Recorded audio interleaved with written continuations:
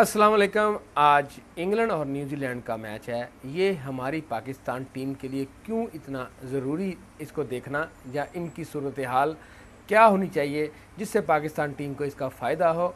एक तो अगर आज इंग्लैंड मैच हार जाती है तो पाकिस्तान के लिए बहुत आसान होगा कि बांग्लादेश के खिलाफ मैच जीते और थ्रू कर जाए सेमीफाइनल के लिए। ये एक क्वार्टर फाइनल वाली हैसियत है पाकिस्तान के लिए मैच की। और अगर न्यूजीलैंड ये मैच हारता है तो हमें इसका बेनिफिट ये है कि न्यूजीलैंड एटलीस्ट 40 से 50 रन से ये मैच हारे, जहाँ जल्दी आउट हो जाए, जिसका बेनिफिट ये होगा एवरेज पाकिस्तान के लिए मिनिमाइज हो जाएगी। और वो भी पाकिस्तान को अगर मैच इजी जीतना ज़रूरी होगा बांग्लादेश के खिलाफ, मगर एक सूरत है कि पाकिस्तान को अपना मैच ज़रूर जीतना है, चाहे किसी भी सूरत हाल में। अगर वो पाकिस्तान मैच हारता है तो बाहर हो जाता है। आज का मैच ज़रूर देखें और हमें भी बताएं, हम भी आपको बताएंगे।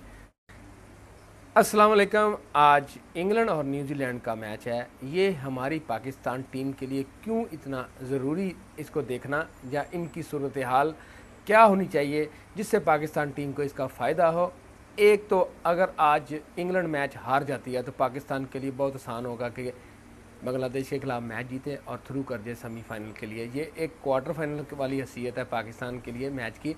और अगर न्यूजीलैंड ये मैच हारता है तो हमें इसका बेनिफिट ये है कि न्यूजीलैंड एटलीस्ट 40 से 50 रन से ये मैच हारे, जहाँ जल्दी आउट हो जाए, जिसका बेनिफिट ये होगा एवरेज पाकिस्तान के लिए मिनिमाइज हो जाएगी। और वो भी पाकिस्तान को अगर मैच इजी जीतना ज़रूरी होगा बांग्लादेश के खिलाफ, मगर एक सूरत है कि पाकिस्तान को अपना मैच ज़रूर जीतना है, चाहे किसी भी सूरत हाल में। अगर वो पाकिस्तान मैच हारता है तो बाहर हो जाता है।